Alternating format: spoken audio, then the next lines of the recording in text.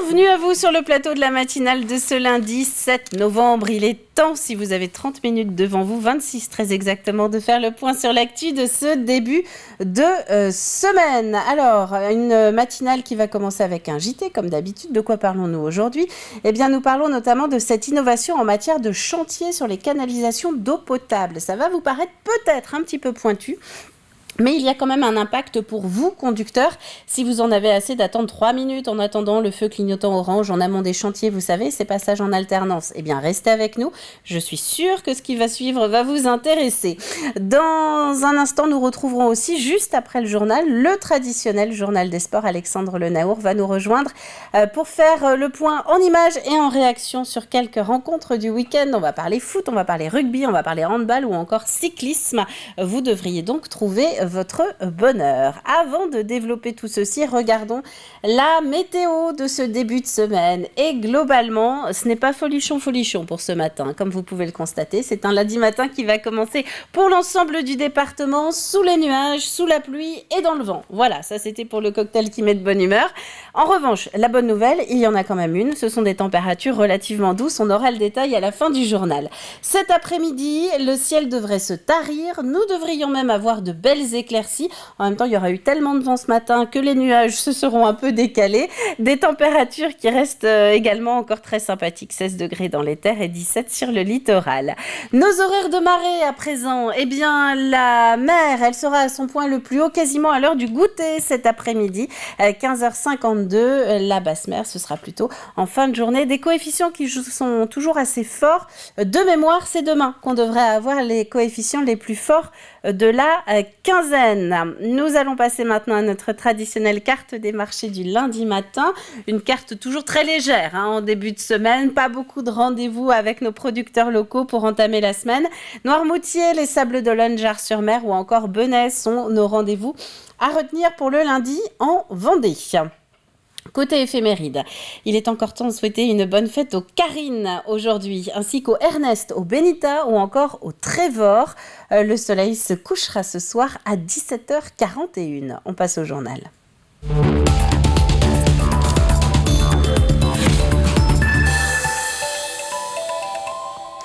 C'est un chantier pas tout à fait comme les autres qui se termine à La Roche-sur-Yon. Un chantier sur des canalisations qui aurait habituellement duré plusieurs semaines, mais qui là s'est réglé en quelques jours et sans avoir occasionné de tranchées sur plusieurs dizaines de mètres de trottoir. Vendéo vient en fait d'expérimenter le renforcement de sa conduite d'eau potable par l'intérieur. C'est un système sur lequel revient le directeur des services techniques de l'entreprise aux côtés d'Alexandre Le Naour. Et nous nous trouvons aujourd'hui à La Roche-sur-Yon sur le boulevard Lavoisier pour un chantier un petit peu particulier. Olivier Després, vous êtes directeur des services techniques pour Vendéo. Racontez-nous une réhabilitation par l'intérieur sur le réseau d'eau potable. Qu'est-ce que c'est ? Alors effectivement, lorsqu'on est sur des chantiers concernant le réseau d'eau potable, on a le choix entre deux grandes méthodes. Le renouvellement de la conduite, où là tout simplement on va aller désaffecter une ancienne conduite et la remplacer par une conduite neuve, ou bien la réhabilitation, et là il va s'agir d'utiliser la conduite existante et de la réhabiliter, de lui rendre une nouvelle jeunesse, si vous me passez l'expression. Donc c'est-à-dire que l'on ne construit pas une tranchée, on ne creuse pas une tranchée. Qu'est-ce que ça change concrètement ? Alors effectivement, du coup, au lieu de faire une tranchée sur tout le linéaire du tronçon, on va faire des fouilles aux extrémités. Une première phase qui va consister à nettoyer la conduite de ses nodosités. On va passer une tringle mécanique qui, avec un effet gyroscopique, va enlever ces nodosités pour avoir une conduite dont le matériau sera mis à nu. Et ensuite, on va passer un espèce de pistolet à peinture qui tourne sur lui-même, sauf qu'au lieu que ce soit de la peinture, c'est une résine polyuréthane et qui va se polymériser sur la paroi de la conduite. Et donc là, on va remettre une épaisseur d'à peu près 3 mm tout le long de la conduite. Et donc, ce faisant, on refait un revêtement interne à la conduite sur la totalité du tronçon. Alors, les avantages sont multiples. D'une part en termes d'environnement, donc là on est sur un boulevard avec une forte circulation, donc un impact en termes de circulation qui est moindre que si on avait fait en traditionnel. En termes de durée de chantier, là le chantier il va durer 4 jours, on l'aurait fait en traditionnel, il aurait duré plus de 3 semaines. Un impact aussi pour les riverains, bien entendu, la gêne est moindre. Vous voyez, là, on n'entend pas de bruit spécifique, pas de marteau-piqueur, etc. etc. Donc voilà. Là, le chantier, là, comme on vient de le faire, va prolonger la durée de vie de la conduite d'environ 50 ans, à peu près la moitié de sa durée de vie totale, pour un coût qui va être avec un facteur 3 à 4 fois moins cher que si on l'avait fait en traditionnel. Donc, pour vous donner une image, le chantier de 350 mètres là, qu'on est en train de réaliser représente un coût de 51 000 €. Très bien. Eh bien, merci beaucoup Olivier Després. On rappelle que les différentes opérations de réhabilitation et de renouvellement du réseau d'eau potable, c'est entre 15 et 18 millions d'euros qui sont investis chaque année. Et vous l'avez donc entendu, le système permettrait de prolonger la durée de vie des canalisations de plusieurs dizaines d'années. En Vendée, ces canalisations ont actuellement en moyenne 30 ans. Encore un peu de patience, d'ici à 2025, les cinéphiles du Sud-Vendée n'iront plus aux Renaissances, mais au grand écran. C'est en tout cas le nom de l'entreprise porteuse du projet de futur complexe cinématographique à Fontenay-le-Comte. 5 salles qui vont être construites juste à côté de l'office de tourisme, place de Verdun. Leurs capacités seront comprises entre 80 et 300 places. Une étape, vous allez l'entendre, importante pour la municipalité. Alors un cinéma, on considère que c'est un pôle culturel important pour une ville comme la nôtre. Et aujourd'hui, on n'avait pas le cinéma, la dimension du territoire. Donc c'était important pour nous de soutenir ce projet. Alors c'est un peu prématuré aujourd'hui, mais ce sera un cinéma évidemment un peu plus moderne. L'idée, c'est effectivement de compenser les obstacles de l'autre cinéma. C'est-à-dire ici, on sera sur la place de Verdun, en plein cœur de ville, avec du parking à proximité, une visibilité plus grande. Et puis bien sûr, l'opérateur qui porte ce projet, qui s'appelle Grand Écran, a évidemment un projet de cinéma plus moderne. La société Grand Écran est également celle qui s'occupe du futur cinéma à Montaigu-Vendée. Quant aux Renaissances, l'actuelle salle de Fontenay-le-Comte, elle restera ouverte jusqu'à l'inauguration du nouveau complexe. La communauté de communes aurait ensuite déjà trouvé plusieurs projets de réhabilitation du site. Il ne reste plus que quelques semaines avant la fin de cette année 2022, une nouvelle année pour laquelle nous garderons tous des souvenirs différents. Pour une poignée de Vendéens, c'est l'accueil dans l'urgence d'Ukrainiens qui restera le plus marquant. Des enfants avec leur maman, leurs grands-parents aussi parfois, et qui pour certains ont décidé depuis de repartir dans leur pays d'origine. C'est le cas de la famille qui avait été hébergée par Edwige, une Vendéenne que Colline Davy est retournée voir. Pendant 7 mois, c'est dans ce foyer sablé qu'ont vécu Lesia et sa fille Anastasia, 2 Ukrainiennes fuyant la guerre. Bien plus qu'un simple accueil, c'est une vie partagée au quotidien et un soutien capital. Et voilà, se retrouver ici dans un endroit qu'elle ne connaît pas, avec des gens qu'elle ne connaissent pas, en sachant la guerre chez eux et laisser le papa et le fils, c'était dur quand même un petit peu. Progressivement, là, on a inscrit Anastasia à l'école. Elle y est allée quelques jours. On a cherché du travail pour sa maman. Pour Anastasia, ça l'a appris très très vite. Nous, on faisait de la lecture, on a fait l'apprentissage, mais c'est venu très très vite. Et en l'espace, je sais pas, je dirais de 1 mois et demi, elle parlait français et elle arrivait à être l'interprète entre sa maman et nous. Quand on les appelle, c'est elle qui est là tout le temps pour pouvoir traduire ce qu'on dit.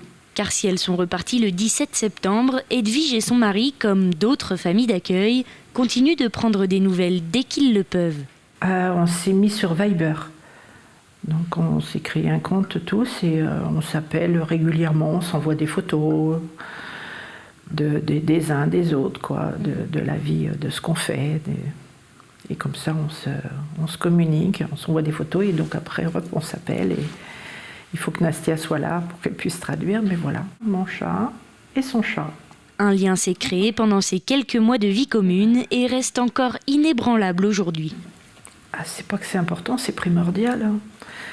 C'est la continuité des choses et je vois pas les choses autrement. Ils font partie de la famille maintenant, hein, c'est tout. Ouais. On est attendu chez eux et on les attend au retour quand toute cette guerre sera finie. C'est un lien très fort. Très fort. Quelques images de sport à présent avant d'attendre Alexandre Lenaour qui va nous rejoindre donc dans quelques instants pour son journal. On va commencer avec du handball. Le Slam recevait Rozé ce week-end, 6e journée de Nationale 3 masculine. Et c'est une victoire pour les Vendéens d'Aubigny-Moutier devant des gradins complets et des supporters en forme. C'est d'ailleurs peut-être ce qui a un peu déstabilisé les joueurs de Loire-Atlantique, pas forcément habitués à un tel engouement de la part des spectateurs. Score final 27-23 pour le Slam face à Rozé. Ça, c'était en handball. En rugby, vous le voyez, là aussi, victoire pour le FCY qui recevait Saint-Sébastien-Basse-Goulaine. Un match qui s'est joué sous un ciel capricieux avec du soleil, des averses et surtout beaucoup de vent, ce qui a un peu dérangé les joueurs. Néanmoins, cette 6e journée de Fédéral 3 se termine donc par un 31-17 en faveur des Vendéens. Toujours du sport avec de la course à présent solidaire. Ça s'appelle la Sénégazelle. Une course donc 100% féminine organisée plusieurs fois par an. L'épisode dont nous allons parler est prévu, lui, dans quelques mois. Ce sera à la fin du mois de février. Une dizaine de kilomètres de course par jour pour finir chaque soir dans une école au Sénégal où sont remises des fournitures scolaires aux enfants. En Vendée, il y a une équipe de 10 Vendézelles qui s'y prépare. Alix Solano s'en a retrouvé quelques-unes hier en plein entraînement. Pas question de rater une seule occasion de s'entraîner. Alors malgré la pluie, les filles gardent le sourire. Un entraînement indispensable car en juin dernier, elles se sont inscrites à la Sénégazelle 2023. Donc c'est une course solidaire 100% féminine au Sénégal. Le but est de courir tous les jours entre 8 et 11 km par jour et chaque fin d'étape se situe dans une école pour distribuer des fournitures aux enfants sénégalais. Quand Anne a eu l'idée de participer à ce défi solidaire, elle a fait appel aux amis et aux amis des amis. Au final, elles sont 10 à avoir répondu présentes. Parmi ces Vendézelles, Julie, qui n'a pas hésité une seule seconde quand sa meilleure amie lui a parlé de la course. Oh oui, oui, environ à la première seconde où on a parlé, c'est Elodie qui m'en a parlé. L'idée m'a émerveillée. Une course solidaire et sportive, c'est parfait. Reste qu'au sein de l'équipe, toutes n'ont pas les mêmes capacités physiques et sportives. Alors, à raison de 2 à 3 sorties par semaine, les filles s'entraînent, plus motivées que jamais. Non, on n'est pas vraiment toutes des gazelles, on essaye de le devenir en tout cas. Mais on pense tous à la belle cause et à ce qui nous attend et à cette super expérience qu'on va vivre et je pense qu'il va nous apporter beaucoup pour notre futur. J'essaye de me dire que le moment de la course, il va vraiment falloir que je profite des paysages qui vont être juste sublimes, de ne pas souffrir à l'arrivée pour pouvoir être avec les enfants au maximum présentes. Et donc du coup, on essaye de trouver la motivation comme ça, puis on y arrive, généralement, ça vient tout seul après. Ce qui me motive le plus, c'est vraiment le fait de partager tous ces moments au Sénégal. Et en fait, quand je cours, j'essaye déjà de m'imaginer ces moments de partage-là. En attendant, les Vendézelles partagent leur aventure sur les réseaux sociaux. Elles espèrent ainsi toucher un maximum de gens pour récolter les précieuses fournitures scolaires qu'elles distribueront dans les écoles au Sénégal du 18 au 26 février 2023. Et voilà donc pour le journal de ce lundi matin qui n'est pas tout à fait terminé puisque nous allons regarder les prévisions météo pour les prochaines heures, vous le voyez. C'est un peu comme dans le reportage d'Alix d'ailleurs. Le temps est bien perturbé ce matin encore, ciel couvert partout en Vendée, humide. Du vent également en rafale jusqu'à 40-50 km/h. Mais la bonne nouvelle, ce sont des températures plutôt douces encore, surtout sur le littoral et les îles. Regardez, 15 à 16 degrés, 10 à 12 dans les terres. Et cet après-midi, le ciel sera bien plus clément. C'est la fin de ce flash. Alexandre Lenaour nous a rejoint pour son journal des sports de ce lundi. C'est donc le moment de faire le tour de l'actu des terrains.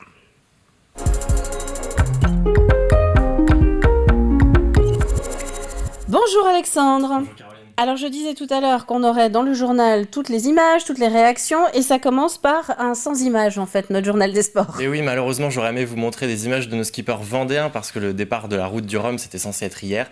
Le départ est reporté à mercredi. Ne vous inquiétez pas, j'ai plein d'autres choses à vous montrer. Oui, on pense aussi à tous ceux qui se sont déplacés justement à Saint-Malo pour essayer de voir le départ et c'est râpé. On va commencer avec du sport, alors par conséquent des images de championnat national 3, 6e journée, Pouzauges-Châlons. Et derby. Un derby. Samedi, au stade Jacques Chartier, Pouzauges recevait Challans. Et c'est Challans en rouge qui va ouvrir la marque. 23e minute à l'extérieur de la surface. Valentin Rémy vient tromper le gardien Pouzauget d'une belle frappe enroulée. Pouzauges réagit, mais bute sur le portier adverse, puis sur la barre. La suite, c'est Challans, très efficace, qui va venir faire le break juste avant la pause. 2-0. Pour les visiteurs, au retour du vestiaire, Pouzauges va repartir de l'avant, mais bute sur la défense adverse une nouvelle fois. Et puis à 15 minutes du terme, Thierry Godam, bien servi dans la surface, vient porter le score à 3-0. Challans viendra ensuite sceller un peu plus le résultat du match sur un penalty. Victoire 4-0 de Challans et deuxième succès de la saison. L'entraîneur chalandais, David Ferreira, était avec Daniel Lelanne. Voilà, on fait un bon match, on est efficace et ça c'est quelque chose d'important. Donc voilà, forcément satisfait quand tu viens gagner 4-0 à Pouzauges. Après 4-0, c'est aussi un score qui est sévère par rapport à la physionomie du match et aussi aux occasions qu'ils ont, parce qu'ils ont quand même 2 barres, beaucoup de coups de pied arrêtés, des situations. Voilà, c'est peut-être l'efficacité dans les zones de vérité. Aujourd'hui, on a été meilleur. Je pense qu'il faut qu'on soit rigoureux jusqu'au bout parce qu'à 1-0, on a une situation qu'on gère pas bien sur un long dégagement et ça fait barre. Et puis à 4-0, on prend une barre encore sur un peu une erreur de marquage. Donc voilà, la rigueur, c'est 95 minutes aujourd'hui au football et même quand tu mènes 4-0. Donc voilà, si on veut pas avoir un moment de mauvaise surprise, il faut qu'on soit meilleur là-dessus. Et puis un autre résultat à vous communiquer en National 3, c'est La Roche VF qui repasse leader après son carton face à Saint-Nazaire, 7-1. Et puis 2 derniers résultats foot en D2 féminine. La Roche ESO est allée s'imposer 2-1 sur la pelouse de Paris 14. Et puis les Herbiers en National 2 sont allés gagner à Andrézieux 2-0. Les Rouges et Noirs sont 3e du championnat.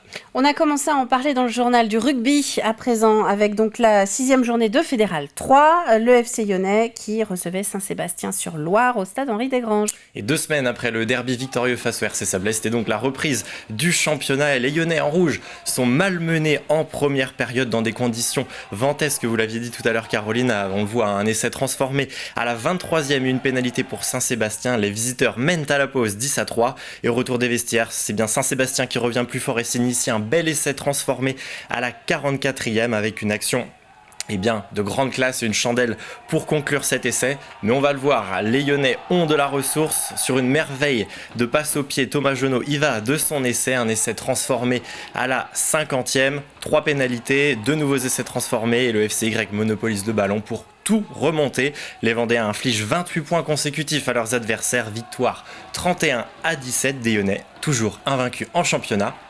Je vous propose d'écouter le coach du FCY, Jérémy Luçon, avec Sandrine Pelletier.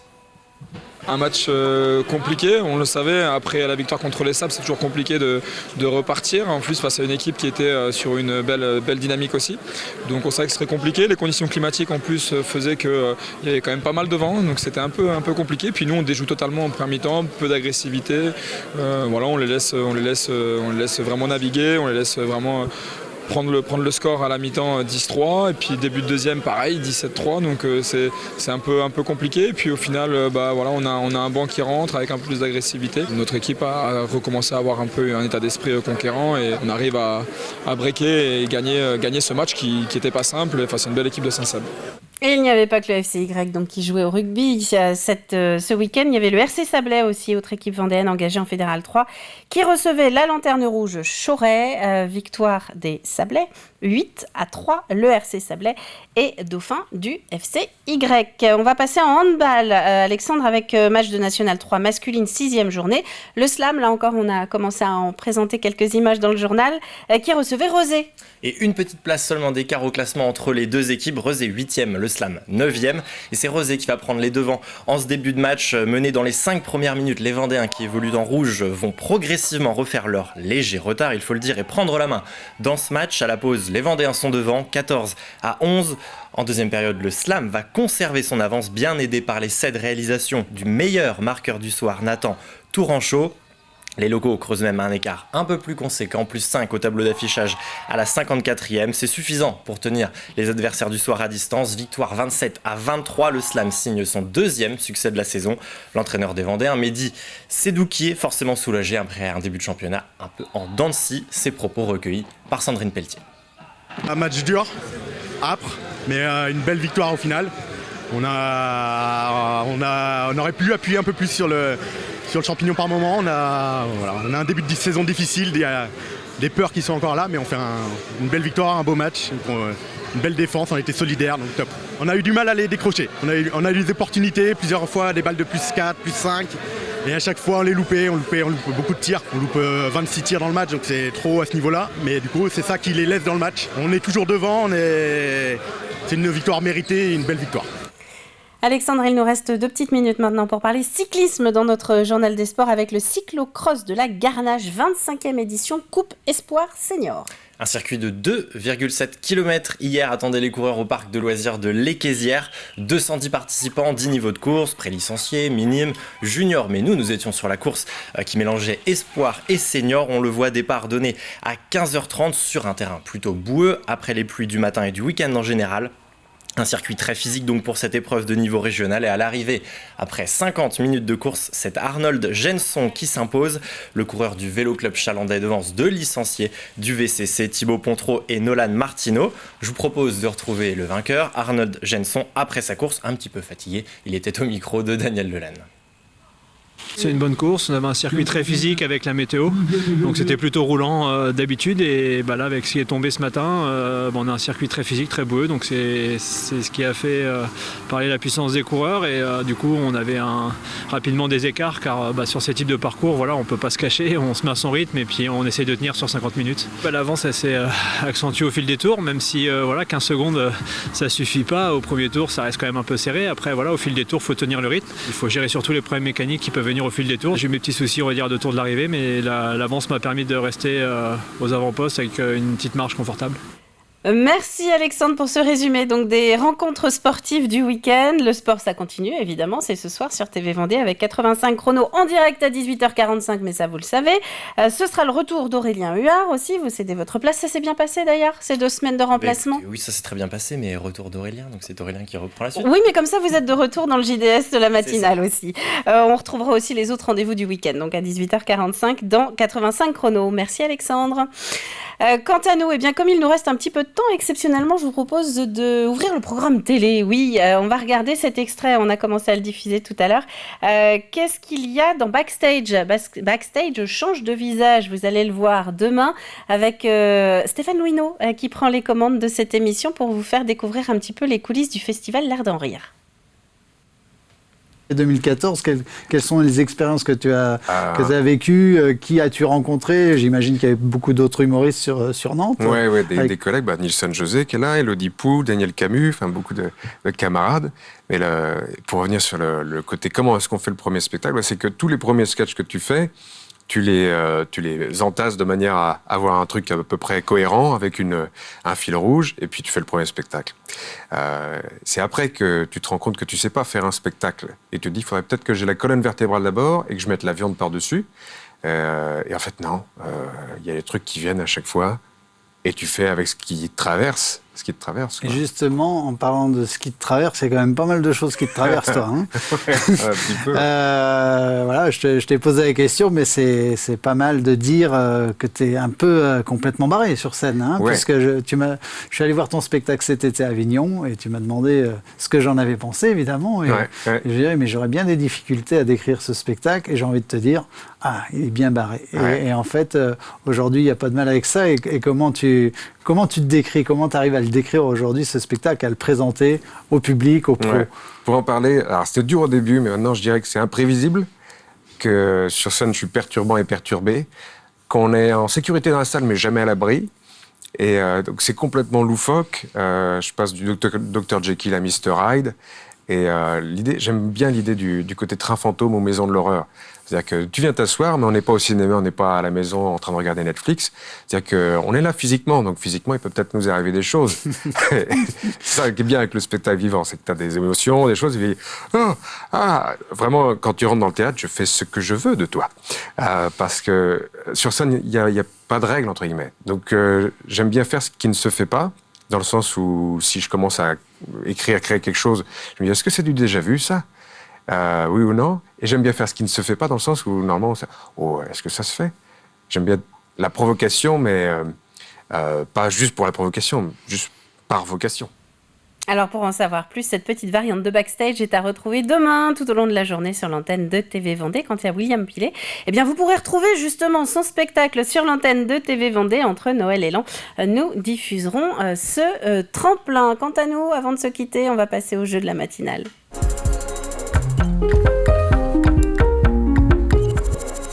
Avec une nouvelle question, puisque nous sommes lundi. Cette question, elle s'intéresse à la bobine du jour qui a été diffusée la semaine dernière sur l'antenne. De qui s'inspire le film L'île en péril qui a été produit par le collectif Il était une fois? C'est le sujet de la bobine du jour de la semaine dernière.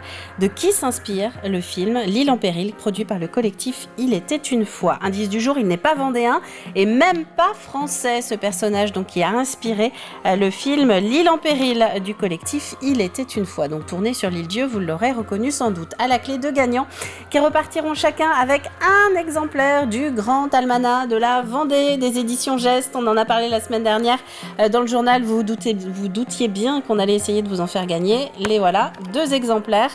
Donc pour essayer d'en remporter un, envoyez votre réponse avant vendredi midi sur tvvendée.fr. C'est la fin de cette matinale. Et oui, merci à vous de l'avoir suivi, d'avoir été une nouvelle fois au rendez-vous.